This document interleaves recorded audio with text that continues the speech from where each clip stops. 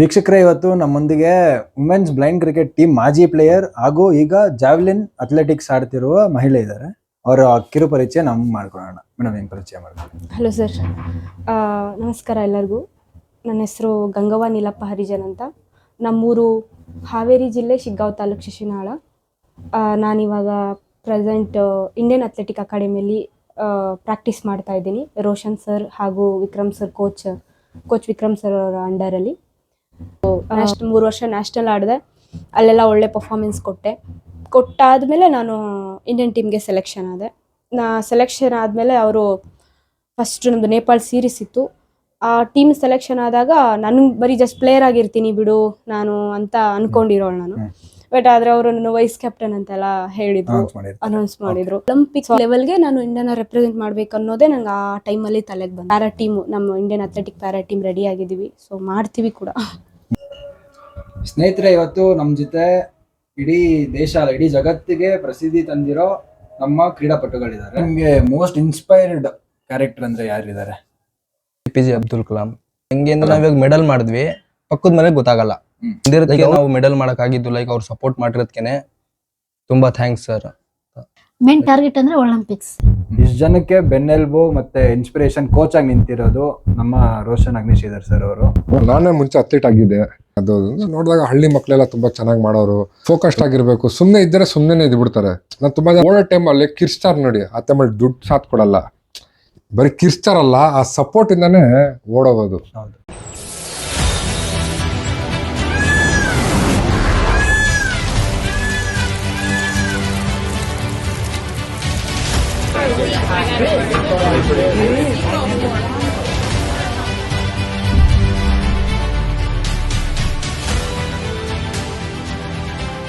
ವೀಕ್ಷಕರೇ, ಇವತ್ತು ನಮ್ಮೊಂದಿಗೆ ವುಮೆನ್ಸ್ ಬ್ಲೈಂಡ್ ಕ್ರಿಕೆಟ್ ಟೀಮ್ ಮಾಜಿ ಪ್ಲೇಯರ್ ಹಾಗೂ ಈಗ ಜಾವ್ಲಿನ್ ಅಥ್ಲೆಟಿಕ್ಸ್ ಆಡ್ತಿರುವ ಮಹಿಳೆ ಇದ್ದಾರೆ.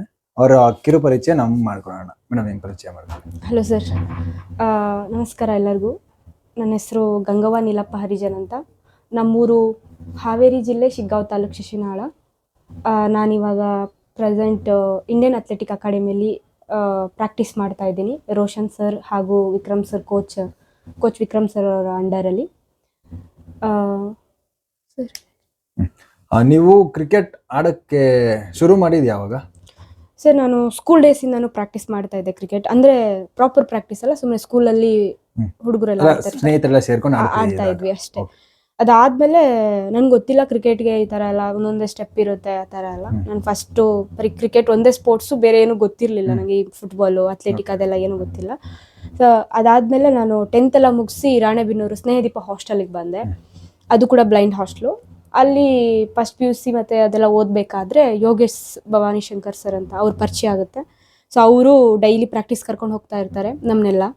ಅಲ್ಲಿ ಕೂಡ ಒಂದು ಟೀಮ್ ಇರುತ್ತೆ, ಅವ್ರು ಟೀಮ್ ಮಾಡಿ ಕರ್ಕೊಂಡು ಹೋಗ್ತಾ ಇರ್ತಾರೆ. ಅಲ್ಲಿ ಕ್ರಿಕೆಟ್ ಪ್ರಾಕ್ಟೀಸ್ ಮಾಡಿಸ್ತಾ ಇರ್ತಾರೆ ಅವರು. ಸೊ ಆಗಿರುವಾಗ ಅವರು ನನ್ನನ್ನು ಪಿಕ್ ಮಾಡಿದ್ರು. ಸೊ ಚೆನ್ನಾಗಿ ಮಾಡ್ತಾಳೆ ಇವಳು ಅಂತ ಹೇಳಿ. ಅವ್ರಿಗೆ ಗೊತ್ತಿತ್ತು ಈ ಥರ ಸ್ಟೇಟ್ ಕಾಂಪಿಟೇಷನ್ ಇರುತ್ತೆ, ನ್ಯಾಷನಲ್ ಇರುತ್ತೆ, ಅದಕ್ಕೆಲ್ಲ ಕರ್ಕೊಂಡು ಹೋದರೆ ಸೊ ನೆಕ್ಸ್ಟ್ ಈ ಹುಡುಗಿ ಆಡ್ಬೋದು ಅಂತ ಅವರೇ ಪ್ರಾಕ್ಟೀಸ್ ಕೊಡಿಸಿ ನನ್ನ ಬೆಂಗಳೂರಿಗೆಲ್ಲ ಕರ್ಕೊಂಬಂದು ಸಮರ್ಥನಂ ಟ್ರಸ್ಟಲ್ಲಿ ನಮ್ಮದು ಕ್ಯಾಬಿ ಇರೋದು, CAB.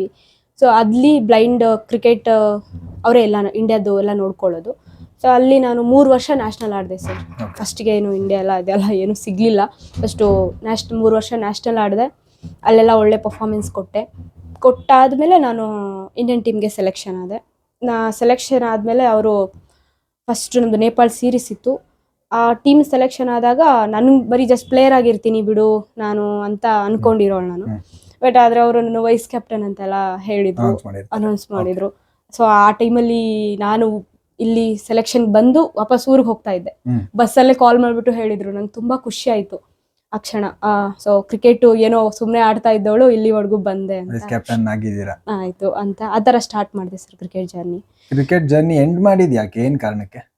ಏನಿಲ್ಲ ಸರ್, ನನಗೆ ಅಥ್ಲೆಟಿಕ್ ಮೇಲೂ ಇಂಟ್ರೆಸ್ಟ್ ಇತ್ತು. ಅಂದರೆ ಕ್ರಿಕೆಟ್ ಅಂತ ಬಂದಮೇಲೆ ಗೊತ್ತಾಯಿತು ಈ ಥರ ಎಲ್ಲ ಸ್ಪೋರ್ಟ್ಸ್ ಇರುತ್ತೆ, ಈ ಥರ ಎಲ್ಲ ಇರುತ್ತೆ ಅಂತ. ನನಗೆ ಒಲಿಂಪಿಕ್ ಮಾಡಬೇಕು, ಈ ಥರ ಎಲ್ಲ ಇದೆ, ಪ್ಯಾರಾ ಸ್ಪೋರ್ಟ್ಸ್ ಇದೆ, ಅಥ್ಲೆಟಿಕಲ್ಲಿ ಸಪ್ರೇಟಾಗಿ ಪ್ಯಾರಾದವರೇ ಮಾಡ್ತಿದ್ದಾರೆ. ಸೊ ಅದರಲ್ಲೆಲ್ಲ ನಾವು ಅಂದರೆ ಸರ್ ಇವಾಗ ನನಗೂ ಇಂಡಿಯಾ ರೆಪ್ರೆಸೆಂಟ್ ಮಾಡಬೇಕಂದ್ರೆ ಒಲಿಂಪಿಕ್ ಲೆವೆಲ್ಗೆ ನಾನು ಇಂಡಿಯಾನ ರೆಪ್ರೆಸೆಂಟ್ ಮಾಡಬೇಕು ಅನ್ನೋದೇ ನಂಗೆ ಆ ಟೈಮಲ್ಲಿ ತಲೆಗೆ ಬಂತು. ಆಗಿರುವಾಗ ಸೊ ಮತ್ತೆ ಪುನಃ ನನಗೆ ಯೋಗೇಶ್ ಸರೇ ರೋಷನ್ ಸರ್ ಅವರು ಅಕಾಡೆಮಿ ಮತ್ತು ಅದನ್ನೆಲ್ಲ ಪರಿಚಯ ಮಾಡಿಕೊಡ್ತಾರೆ. ಆವಾಗ ಪರಿಚಯ ಮಾಡಿಕೊಟ್ಟು ವಿಕ್ರಮ್ ಸರ್ ಇವಾಗ ನನ್ನ ಕೋಚ್ ವಿಕ್ರಮ್ ಸರ್ ಹತ್ರ ಕರ್ಕೊಂಬಂದ್ಬಿಡ್ತಾರೆ. ಅವರೇ ನಮಗೆಲ್ಲ ಮೆಂಟರು, ನೋಡ್ಕೊಳ್ಳೋರು, ಊಟ ತಿಂಡಿ ಫುಡ್ಡು ಎಲ್ಲ ಅವರೇ ನೋಡ್ಕೋತಾ ಇದ್ದಾರೆ. ಮತ್ತು ಅದ್ರ ಜೊತೆ ಕೋಚಿಂಗ್ ಅವರೇ ಮಾಡ್ತಾ ಇರೋದು. ಸೊ ಅವ್ರ ಜೊತೆ ಮಾತಾಡಿ ಅವ್ರಿಗೆ ಹೇಳಿ ಹೋದರು. ಹೋಗಿ ಆದಮೇಲೆ ಇವಾಗ ಒಂದು ಜಾವ್ಲಿನಲ್ಲಿ ಇವಾಗ ಹೋದ ವರ್ಷದ ನಾನು 2025 ನ್ಯಾಷನಲ್ ಗೋಲ್ಡ್ ಆಯಿತು. ಆಮೇಲೆ ವರ್ಲ್ಡ್ ಗ್ರ್ಯಾಂಡ್ ಪಿಕ್ಸ್ ಇಲ್ಲೇ ಡೆಲ್ಲಿಲಿ ನಡೀತು. ಅಲ್ಲಿ ನಾನು ಸಿಲ್ವರ್ ಮೆಡಲ್ ಮಾಡಿದೆ, ಅದು ಇಂಟರ್ನ್ಯಾಷನಲ್ ಮೆಡಲು. ಆಮೇಲೆ ಖೇಲೋ ಇಂಡಿಯಾದಲ್ಲಿ ಸಿಲ್ವರ್ ಆಯಿತು. ಇದೇ ರೀತಿ ಸೊ ಕ್ರಿಕೆಟ್ನ ನಾನು ಬಿಟ್ಟು ಈ ಥರ ಸ್ಟಾರ್ಟ್ ಮಾಡಿದೆ. ಸೊ ನನಗಿದ್ರಲ್ಲೇ ಒಲಿಂಪಿಕ್ಕಲ್ಲಿ ನಮ್ಮ ಕರ್ನಾಟಕ ಮತ್ತು ನಮ್ಮ ಇಂಡಿಯಾನ ರೆಪ್ರೆಸೆಂಟ್ ಮಾಡಬೇಕು ಅಂತ. ನಮ್ಮ ಕರ್ನಾಟಕದಿಂದ ಇದುವರೆಗೂ ಒಲಿಂಪಿಕ್ ರೆಪ್ರೆಸೆಂಟ್ ಮಾಡಿದ್ದಾರೆ, ಒಲಿಂಪಿಯನ್ಸ್ ಇದ್ದಾರೆ. ಇದು ಬಟ್ ಆದರೆ ಮೆಡಲ್ ಆಗಿಲ್ಲ. ನಾವು ಮಾಡೋಣ ಅಂತ ಸೊ ನಮ್ಮ ಪ್ಯಾರಾ ಟೀಮು, ನಮ್ಮ Indian athletic para team ready ಆಗಿದ್ದೀವಿ. ಸೊ ಮಾಡ್ತೀವಿ ಕೂಡ. ಇದಕ್ಕೆ all the best ma'am. Thank you ಇಡೀ ಸೊ ಮಚ್. ಇಂಡಿಯಾ ಜನತೆ, ಕರ್ನಾಟಕ ಜನತೆ ನಿಮ್ಮ ಜೊತೆ ಯಾವಾಗ್ಲೂ ಇರುತ್ತೆ. ಆಯ್ತು. ಆಮೇಲೆ ಬಿಫೋರ್ ಈಗ ನೀವು ಒಲಿಂಪಿಕ್ಸ್ ಕ್ರಿಕೆಟ್ ಎಲ್ಲ ಇದಕ್ಕಿಂತ ಮುಂಚೆ ಜೀವನ ಹೆಂಗಿತ್ತು, ಅಂದ್ರೆ ಬಿಫೋರ್ ದಟ್ ಲೈಫ್?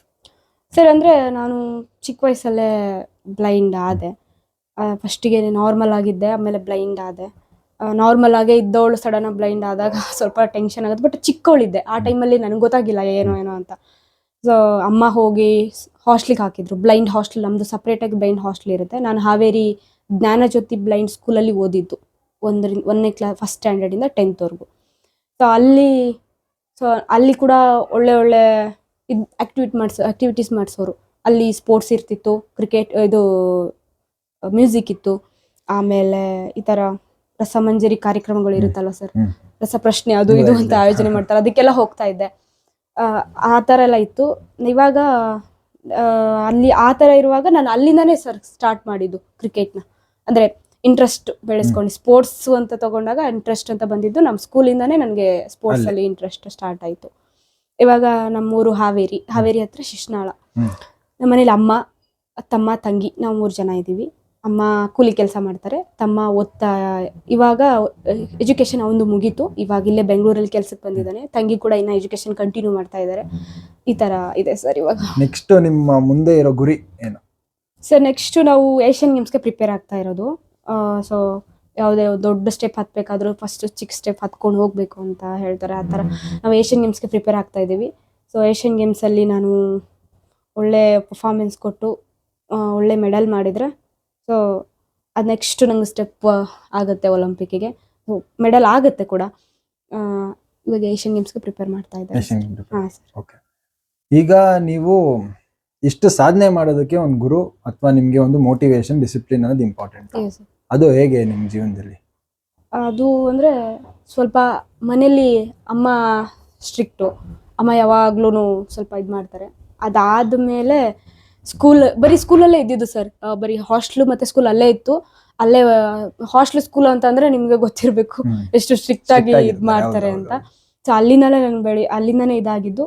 ಬಟ್ ಇದೆಲ್ಲ ಮಾಡ್ತಾ ಇದ್ದೀನಿ, ಇದಕ್ಕೆಲ್ಲ ನಾನು ಇಷ್ಟು ಡಿಸಿಪ್ಲಿನಿಂದ ಇಷ್ಟು ಫೋಕಸ್ ಆಗಿದ್ದೀನಿ ಅಂತ ಅಂದರೆ ನಾನು ಒಬ್ಬಳೇ ಮಾಡ್ತಾ ಇಲ್ಲ. ಅದು ರೋಷನ್ ಸರ್ ಇದ್ದಾರೆ, ಯೋಗೇಶ್ ಸರ್ ಇದ್ದಾರೆ, ವಿಕ್ರಮ್ ಸರ್ ಇದ್ದಾರೆ. ಸೊ ಇವ್ರು 3 ಜನ ಹೆಂಗಂದರೆ ನಾನೇನೇ ತಪ್ಪು ಮಾಡಿದ್ರು, ಯಾವುದೇ ಒಂದು ತಪ್ಪು ಡಿಸಿಷನ್ ತೊಗೊಂಡ್ರು, ಏನೇ ಮಾಡಿದ್ರು ಅದಕ್ಕೊಂದು ನನಗೆ ಸ್ಟಾಪ್ ಅದನ್ನೇನಂತಾರೆ ಜಡ್ಜ್ ಮಾಡೋಕ್ಕೆ ನನಗೆ ಹೇಳ್ಕೊಡ್ತಾರೆ. ಅಷ್ಟು ದೊಡ್ಡವಳಾಗಿದ್ದೀನಿ ಅಂದರೂ ಯಾರೋ ಒಬ್ರು ಎಡವ್ತಾರೆ ಏನಾದ್ರು ಡಿಸಿಷನ್ ತೊಗೊಳ್ಬೇಕಾದ್ರೆ. ಆ ರೀತಿ ನಾನು ಕೂಡ ತುಂಬ ಸರಿ ರಿಗ್ರೆಟ್ ಮಾಡ್ಕೊಂಡಿದ್ದೀನಿ ಸರ್. ಅಯ್ಯೋ ಹೇಗೆ ಏನು ಹಂಗೆ ಎಲ್ಲ. ಆ ಟೈಮಲ್ಲಿ ಮೋಟಿವೇಶನ್ ಆಗಿ ಸರ್ ಇದ್ದಾರೆ, 3 ಜನ ಇದ್ದಾರೆ. ಸೊ ಮತ್ತು ನನ್ನ ಅಮ್ಮ ಕೂಡ ಪರ್ಸ್ನಲ್ ಆಗಿ ಅವರು ಕೂಡ ನನಗೆ ಮೋಟಿವೇಶನ್ ಮಾಡ್ತಾರೆ. ಈ ರೀತಿಯಾಗಿ ನಿಮ್ಗೆ ಇದೆಲ್ಲ ಮಾಡ್ತಿರೋದು ನೀವು ದೇಶಕ್ಕೆ ಅಥವಾ ನಮ್ಮ ರಾಜ್ಯಕ್ಕೆ? ಹೌದು. ಇದಕ್ಕೆ ಗೌರ್ಮೆಂಟ್ ಇಂದ ಬೆಂಬಲ ಇದೆಯಾ ಇಲ್ವಾ? ಹಾ ಸರ್, ಕೊಡ್ತಾರೆ, ಸಪೋರ್ಟ್ ಮಾಡ್ತಾ ಇದ್ದಾರೆ, ಪರವಾಗಿಲ್ಲ. ಬಟ್ ಆದ್ರೆ ಅದೇ ಇನ್ನು ಏನ್ ಮಾಡ್ಬೇಕು ಅಂತ ನಿಮ್ಮ ತಲೆಯಲ್ಲಿದೆ ಅಂತ? ಗೌರ್ಮೆಂಟ್ ಇನ್ನು ಏನ್ ಮಾಡಿದ್ರೆ ಚೆನ್ನಾಗಿರುತ್ತೆ, ಇನ್ನ ಸಾಧನೆ ಚೆನ್ನಾಗಿ ಮಾಡಬಹುದು ಅಂತ? ಅದೇ ಸರ್, ಬೇರೆ ಬೇರೆ ಇದರಲ್ಲಿ ಸ್ವಲ್ಪ ಅಥ್ಲೀಟ್ಸ್ ಎಲ್ಲ ಬೇರೆ ಬೇರೆ ಸ್ಟೇಟ್ಸ್ ಅಲ್ಲಿ ಅದ್ರಲ್ಲೆಲ್ಲ ಸ್ವಲ್ಪ ಅಥ್ಲೀಟ್ಸ್ ಎಲ್ಲ ಜಾಸ್ತಿ ಕಾಣಿಸ್ಕೊಳ್ತಾರೆ. ನೀವು ನೋಡ್ಬೋದು ಹರಿಯಾಣ ಆ ಕಡೆ ಎಲ್ಲ. ಸರ್ ನಮ್ಮ ಸರ್ ಹೇಳಿದ್ದಾರೆ, ರೋಷನ್ ಸರ್ ಹೇಳಿದ್ದಾರೆ, ನೀವು ಕೇಳಿರ್ಬೋದು ಹಳೆ ಅವರು ಇಂಟರ್ವ್ಯೂ. ಹರಿಯಾಣ ಕಡೆ ಆ ಕಡೆ ಎಲ್ಲ ತುಂಬಾ ಚೆನ್ನಾಗಿ ಇದೆ, ಪಟಿಯಾಲ ಆ ಕಡೆ ಎಲ್ಲ ಹೆಂಗಿದೆ ನೋಡಿ. ನಮ್ಮ ಕಡೆ ಸೌತ್ ಕಡೆ ಸ್ವಲ್ಪ ಅದು ಕಡಿಮೆ, ಸ್ಪೋರ್ಟ್ಸ್ ಹವಾ ಕಡಿಮೆ. ಬಟ್ ಆದ್ರೆ ಒಳ್ಳೆ ಒಳ್ಳೆ ಅಥ್ಲೀಟ್ಸ್ ಇಲ್ಲಿ ಉಟ್ಕೊಳ್ತಾ ಇದ್ದಾರೆ. ಅವ್ರಿಗೆ ಸ್ವಲ್ಪ ಸಪೋರ್ಟ್ ಬೇಕು ಅಷ್ಟೇ. ನಾರ್ಮಲ್ ಆಗಿರ್ಬೋದು, ಪ್ಯಾರಾ ಆಗಿರ್ಬೋದು. ಸೊ ಮಾಡ್ತಾ ಇದ್ದಾರೆ. ಸೊ ಇನ್ನೂ ಚೆನ್ನಾಗಿ ಮಾಡಿದ್ರೆ ಸೊ ನಾವು ಕೂಡ ದೊಡ್ಡ ದೊಡ್ಡ ಇದು ಇರುತ್ತಲ್ಲ ಸರ್, ಇವಾಗ ಒಲಿಂಪಿಕ್ ಬೇರೆ ಬೇರೆ ಕಂಟ್ರೀಸ್ ಎಲ್ಲ ಚೆನ್ನಾಗಿ ಮೆಡಲ್ ಮಾಡುತ್ತೆ ಒಲಿಂಪಿಕ್ ಅಲ್ಲಿ. ಹೌದು ಸೊ ನಮ್ದು ಯಾಕೆ ಡೌನ್ ಆಗುತ್ತಂದ್ರೆ ಅದೇ ನಮ್ಗೆ ಸ್ವಲ್ಪ ಸಪೋರ್ಟ್ ಕಡಿಮೆ. ಸಪೋರ್ಟ್ ಕಮ್ಮಿ, ಪ್ಲಸ್ ಗವರ್ಮೆಂಟ್ ಅಲ್ಲಿ ಯಾವ್ದು ಸ್ಕೀಮ್ ಇಲ್ಲ. ಆ ಥರದ್ದೆಲ್ಲ ಓದು ಕಡೆ ಇರ್ತಲ್ಲ, ಕೆಲ್ಸದ ಕಡೆ ನಾವು ಕೂಡ ಎಂಕರೇಜ್ ಮಾಡಿ. ಹಾ ಸರ್, ಆ ತರ ಆಗುತ್ತೆ.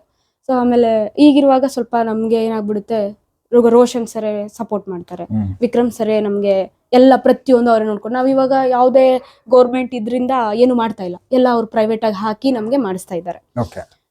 ಎಲ್ಲ ಫುಡ್ಡು, ಆಮೇಲೆ ನಾವೇ ಹಾಸ್ಟೆಲ್, ನಾವು ಹೋಗೋ ಕಾಂಪಿಟೇಷನ್ಸ್ಗೆ ಏನಾದ್ರು ಅದ್ರದ್ದು ಏನಾದ್ರು ಎಕ್ಸ್ಪೆನ್ಸಿವ್ ಇತ್ತು ಅಂದ್ರೆ ಅದೆಲ್ಲ ವಿಕ್ರಮ್ ಸರ್ ಮತ್ತೆ ರೋಷನ್ ಸರ್ ಹಾಕೊಳ್ತಾರೆ, ಅವರೆಲ್ಲ ಕವರ್ ಮಾಡಿ ಇದ್ ಮಾಡ್ತಾರೆ. ಸೊ ಹಾಗೆಲ್ಲ ಇರುತ್ತೆ. ಬಟ್ ಏನ್ ಗೊತ್ತಾ ಸರ್, ಒಂದ್ ಸ್ಟೆಪ್ ಹೋಗಲಿ ತನ ಯಾರು ಬೇಗ ಇದಾಗಲ್ಲ ಸರ್, ಅಲ್ಲಿ ತನ ನಾವು ಕೂಡ ಕಷ್ಟ ಪಡ್ಬೇಕು. ಬಟ್ ನಾವ್ ಅದ್ ಪಡ್ತೀವಿ, ಅದೆಲ್ಲ ಮಾಡ್ತೀವಿ ಕೂಡ ನಾವು. ಅದೆಷ್ಟೇ ಕಷ್ಟ ಬಂದ್ರು ನಮ್ ಸರ್ಸು ನಮ್ನ ಬಿಡಲ್ಲ, ನಮ್ ಕೈಲಿ ಮಾಡಿಸ್ತಾರೆ ಸರ್. ನೀವು ಎಷ್ಟೊಂದ್ ಜನಕ್ಕೆ ಸ್ಫೂರ್ತಿ. ಪ್ಲಸ್ ನೀವು ನಿಮ್ಮನ್ನ ನೋಡಿ ತುಂಬಾ ಜನ ನಿಮ್ಮ ಹೆಜ್ಜೆನೆ ಫಾಲೋ ಮಾಡ್ಕೊಂಡ್ ಬರ್ತಾರೆ. ಅವ್ರಿಗೆ ಏನ್ ನೀವು ಇದ್ ಕೊಡ್ತೀರಾ, ಸಜೆಷನ್ ಏನ್ ಕೊಡ್ತೀರಾ, ಅಥವಾ ಅವ್ರಿಗೆ ಒಂದು ಕಿವಿ ಮಾತು ಏನ್ ಕೊಡ್ತೀರಾ? ಸರ್ ಅದೇ ಏನಂದ್ರೆ, ಇವಾಗ ಏನಾದ್ರೂ ಒಂದು ಕೈ ಹಾಕ್ತಿವಿ ಸರ್, ಯಾವ್ದೋ ಒಂದು ಕೆಲ್ಸಕ್ಕೆ ಕೈ ಹಾಕ್ತಿವಿ. ಸೊ ಅದಕ್ಕೆ ನಾವು ಒಂದು 4-5 ಸರಿ ಟ್ರೈ ಮಾಡಿ ಬಿಟ್ಬಿಡ್ತೀವಿ. ಎಷ್ಟು ಇವು ಫಸ್ಟ್ ಟೈಮ್ ಮಾಡಿರ್ತೀವಿ, ಇಲ್ಲ ಇನ್ನೊಂದ್ಸರಿ ಮಾಡೋಣ ಅಂತ ಟ್ರೈ ಮಾಡ್ತೀವಿ. ಅದೊಂದು 4-5 ಸರಿ ಟ್ರೈ ಮಾಡ್ತೀವಿ. ಅವಾಗ ಅನ್ಸುತ್ತೆ, 2-3 ಸರಿ 4-5 ಸರಿ ಟ್ರೈ ಮಾಡಿದೆ, ಇನ್ನಾಗಲ್ಲ ಅನ್ಸುತ್ತೆ, ಬಿಟ್ಬಿಡೋಣ. 4-5 ಸರಿ ಟ್ರೈ ಮಾಡಬಾರ್ದು ಸರ್.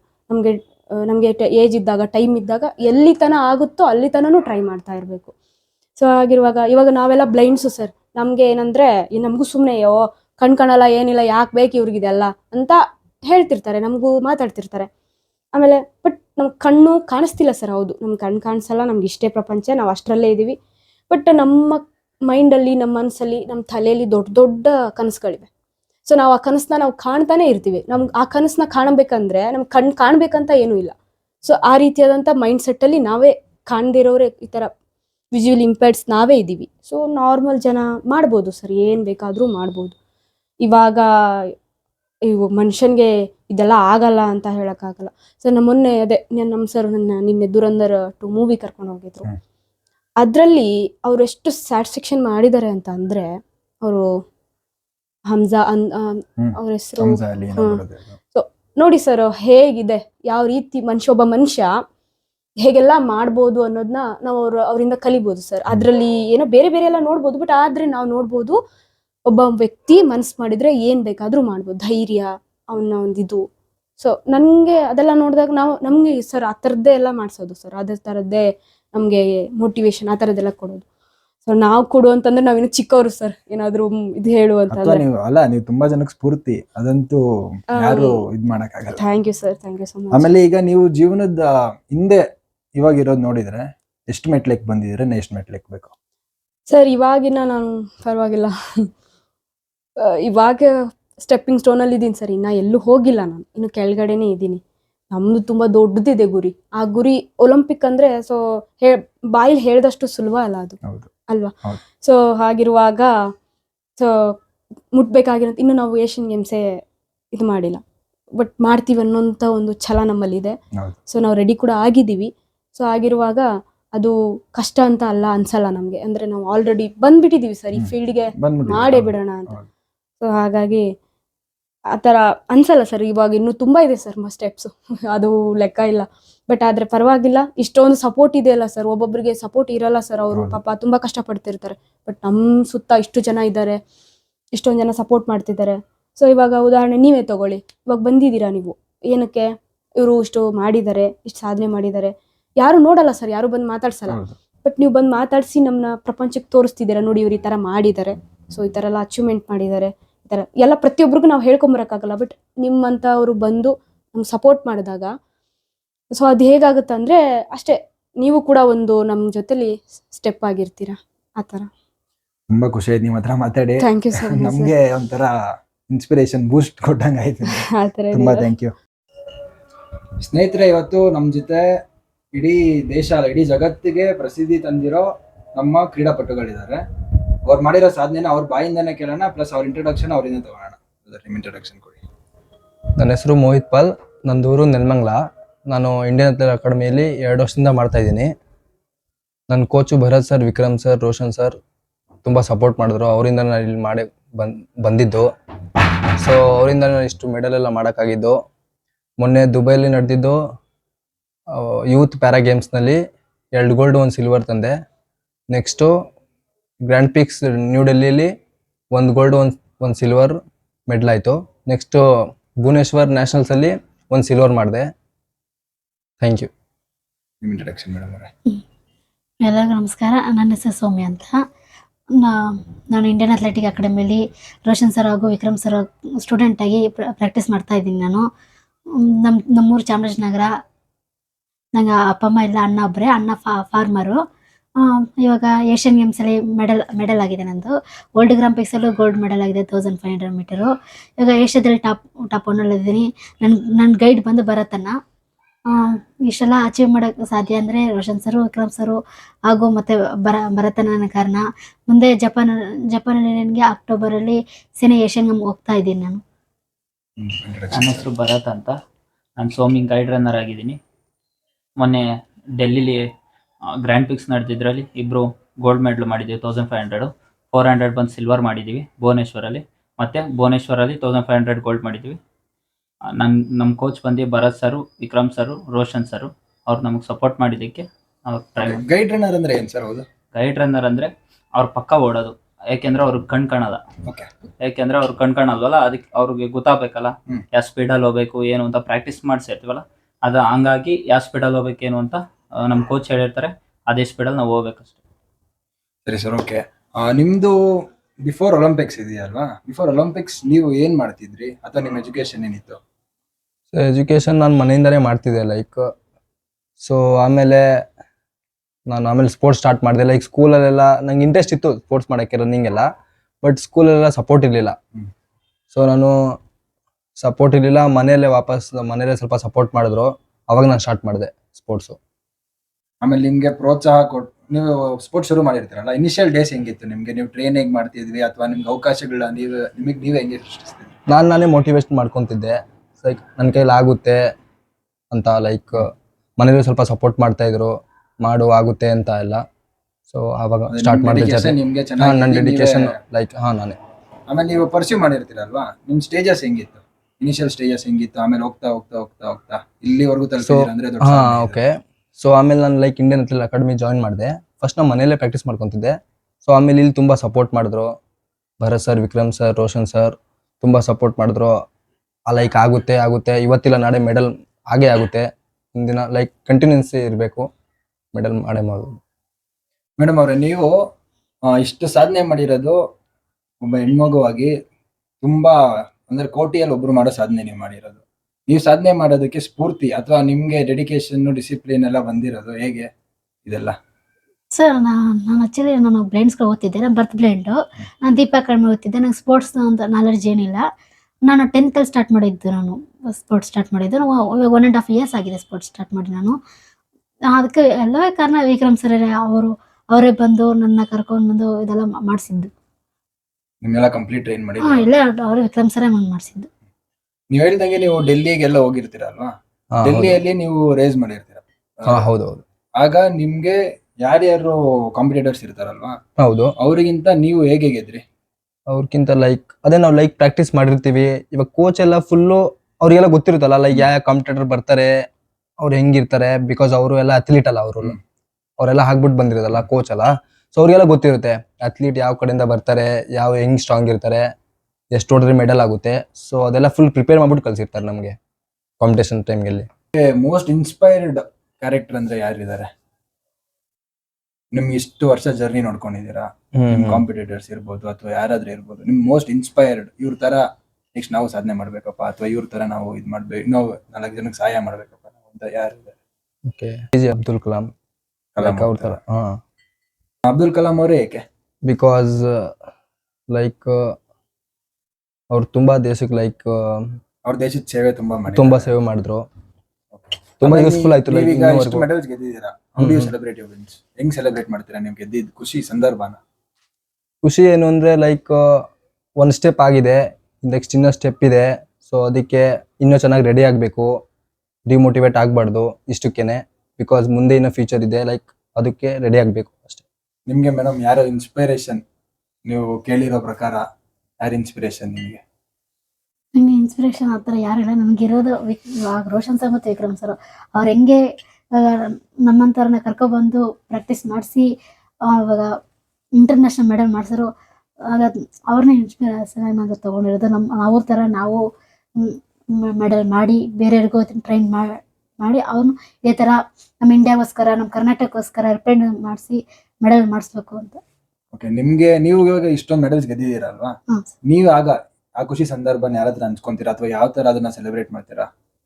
ಸರ್ ನಂಗಂತೂ ತುಂಬಾ ಖುಷಿ ಆಗುತ್ತೆ ಸರ್. ಯಾಕಂದರೆ ಇದರಲ್ಲಿ ನನಗೆ ಸ್ಪೋರ್ಟ್ಸ್ ಅಂದರೆ ಅಷ್ಟೊಂದು ಏನು ಗೊತ್ತಿರಲಿಲ್ಲ. ಇವ್ ರೋಷನ್ ಸರ್ ಮತ್ತು ವಿಕ್ರಮ್ ಸರ್ ಕರ್ಕೊಬಂದು ಮಾಡಿಸಿರೋದು. ನಂಗಂತೂ ಏನು ಹೇಳ್ಬೇಕಂದ್ರೆ ಗೊತ್ತಾಗ್ತಿಲ್ಲ. ಬಟ್ ಆದರೆ ಅಂದ್ರೆ ನೀವು ಆವಾಗ ಖುಷಿ ಸಂದರ್ಭದಲ್ಲಿ ನೀವು ರೋಷನ್ ಸರ್ ವಿಕ್ರಮ್ ಸರ್ ಹತ್ರ ಹಂಚ್ಕೊಂಡು ಅವ್ರ ಜೊತೆ ಸೆಲೆಬ್ರೇಟ್ ಮಾಡ್ತೀರಾ ಅಂತ ಅರ್ಥ. ನೀವು ಸರ್ ಗೈಡ್ ರನ್ನರ್ ಆಗಿ ಇಷ್ಟು ಲೈಕ್ ನಿಮ್ದು ಒಂದು ಸಾಧನೆ, ಅವ್ರು ಮಾಡಿರೋ ಸಾಧನೆ ನಿಮ್ದು ಒಂದು ಭಾಗನೇ. ಆಗ ನಿಮ್ಗೆ ಹೆಂಗ ಅನುಭವಿಸ್ತೀರಾ ಸರ್ ಆ ಖುಷಿನ? ನನಗೆ ಹೆಂಗಂದ್ರೆ ನಮ್ಮ ವಿಕ್ರಮಣ್ಣ ಹೆಂಗೆ ಹೇಳ್ತಾರೋ ಹಂಗೆ. ಅವರು ಓಡಿಸಿ ಅಂದರೆ ಓಡಿಸೋದು, ಅವರು ಯಾವ ಥರ ಹೇಳ್ತಾರೋ ಆ ಥರ. ಓಕೆ, ಆಮೇಲೆ ನಿಮ್ಗೆ ಈಗ ಅಥ್ಲೆಟಿಕ್ಸ್ ಅಲ್ಲಿ ತುಂಬಾ ಚಾಲೆಂಜ್ ಯಾವ್ದು ಫೇಸ್ ಆಯ್ತು? Like ಯಾವ time ಅಲ್ಲಿ? ನೀವು Like, ಟೇಕ್ ಅಪ್ ಮಾಡಿದಾಗ ಅಥವಾ ಹೋಗ್ತಾ ಹೋಗ್ತಾ ಹೋಗ್ತಾ ಫ್ಯೂಚರ್ ಅಲ್ಲಿ ಅಂದ್ರೆ ಹೆಂಗೆ? ಅಂದ್ರೆ ನಿಮ್ಗೆ ಯಾರಾದ್ರೂ ಒಬ್ರು ನೀನ್ ಹಿಂಗ್ ಮಾಡಕ್ ಆಗಲ್ಲ ಅಂತ, ಅಥವಾ ನಿಮ್ ಫಿಸಿಕಲ್ ಆಗಿ ನಿಮ್ಗೆ ಬಾಡಿ Okay, okay. ಇದ್ ಮಾಡಿದಾರೆ ಇರ್ಬೋದು ಅವಾಗ. ಸೊ ಹೆಂಗೆ ಅಂದ್ರೆ ನಾವ್ ಇವಾಗ ಮೆಡಲ್ ಮಾಡಿದ್ವಿ, ಪಕ್ಕದ ಮನೆಗೆ ಗೊತ್ತಾಗಲ್ಲ. ಹ್ಮ್. ಲೈಕ್ ಅವ್ರಿಗೆ ಗೊತ್ತಾಗಲ್ಲ ಹೌದು. ಮೆಡಲ್ ಮಾಡಿದ್ದಾರೆ ಹೆಂಗೆ ಹೆಂಗೆ ಅಂತ. ಸೊ ಅದೇ ಮೋಟಿವೇಟ್ ನಾವೇ ಆಗ್ಬೇಕು. ಒಂದಿನ ಮೆಡಲ್ ಮಾಡೇ ಮಾಡ್ತೀವಿ. ಸೊ ನಾವೇ ಮೋಟಿವೇಟ್ ಮಾಡ್ಕೊಂಡು ಮಾಡಬೇಕು ಅಷ್ಟೇ. ಜನ ಹೇಳ್ತಾರೆ ನೀವು ಪ್ಯಾರಾ ನಿಮ್ ಕೈಲಿ ಆಗಲ್ಲ, ಕಾಣಿಸಲ್ಲ, ಬಟ್ ಹಾಗೆ ಆಗುತ್ತೆ. ಮೆಡಲ್ ನಾವು ಕನ್ಸಂಟ್ರೆನ್ಸಿ ಇರ್ಬೇಕು, ಮಾಡ್ಬೇಕು ಮೆಡಲ್. ಜನರ ಮಾತು ತಲೆ ಕೆಡ್ಸ್ಕೊಂಡ್ಲೆ ಕೆಡ್ಸ್ಕೊಂಬಾರ್ದು. ಹೌದು, ಅಷ್ಟೇ. ಹೋಗ್ಬೇಕು. ಹೌದು ಅದೇ ಮೇನ್ ಇದು. ಹೌದು, ಮೇನ್ ಅದು. ಆಮೇಲೆ ಈಗ ಏನಂತಾರೆ, ರೋಷನ್ ಸರ್ ಇಷ್ಟು ಸಪೋರ್ಟ್ ಮಾಡಿದ್ದಾರೆ ನಿಮ್ಗೆ. ಹೌದು. ರೋಷನ್ ಅವರೇ ನಿಮ್ಗೆ ಎಲ್ಲ ಇದ್ ಮಾಡಿ ಹ್ಮ್. ನಿಮ್ಗೆ ಏನೇನು ಟ್ರೈನಿಂಗ್ ಇಂದ ಹಿಡಿದು ನಿಮ್ದು ಏನೇನಿದೆ ಎಲ್ಲ ಅವರೇ ನೋಡ್ಕೊಂತಾರೆ. ಹೌದು. ಈ ತರ ನಿಮ್ಗೆ ಗುರುಗಳು ಸಿಕ್ಕಿದಾರಲ್ಲ, ಅವ್ರ ಬಗ್ಗೆ ಒಂದೆರಡು ಮಾತಾಡ್ಬೋದಾ? ಹೌದು, ತುಂಬಾ ಥ್ಯಾಂಕ್ಸು. ಅವ್ರು ಬಂದಿರೋದಕ್ಕೆ ನಾವು ಮೆಡಲ್ ಮಾಡೋಕ್ಕಾಗಿದ್ದು. ಲೈಕ್ ಅವ್ರು ಸಪೋರ್ಟ್ ಮಾಡಿರೋದಕ್ಕೆ ತುಂಬಾ ಥ್ಯಾಂಕ್ಸ್ ಸರ್. ಲೈಕ್ ರೋಷನ್ ಅವ್ರಿಗೆ ತುಂಬಾ ಹೌದು ಧನ್ಯವಾದ. ಹೌದು ಹೌದು.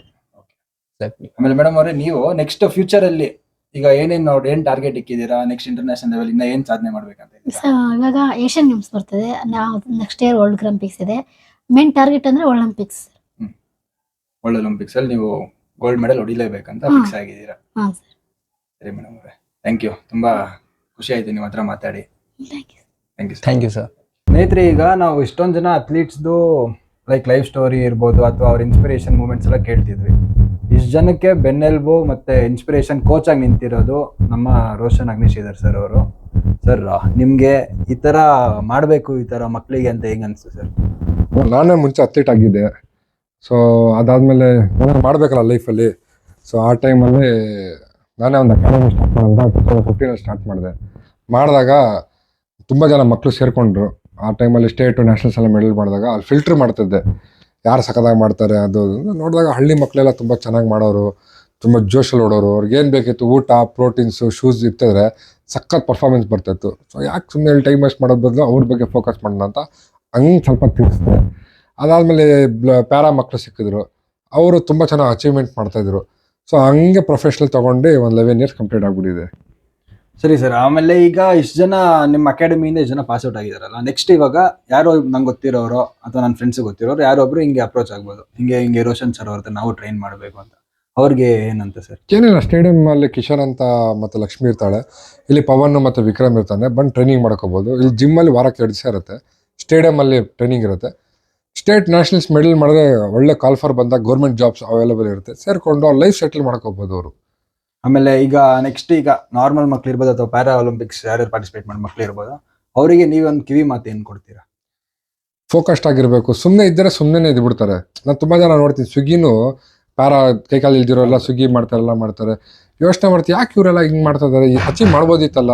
ಎಷ್ಟೊಂದು ಸ್ಪೋರ್ಟ್ಸ್ ಬಂದ್ಬಿಟ್ಟಿದೆ ಇವಾಗ. ಕ್ರಿಕೆಟ್ ಇದೆ, ಆಮೇಲೆ ಟೆನ್ನಿಸ್ ಇದೆ, ರನ್ನಿಂಗ್ ಇದೆ, ಡಿಸೇಬಲ್ಸ್ಗೆ, ಏಬಲ್ ಬಾಡಿಗೂ ಅಷ್ಟೇ ತುಂಬ ಸ್ಪೋರ್ಟ್ಸ್ ಇದೆ, ಎಜುಕೇಷನ್ ಇದೆ.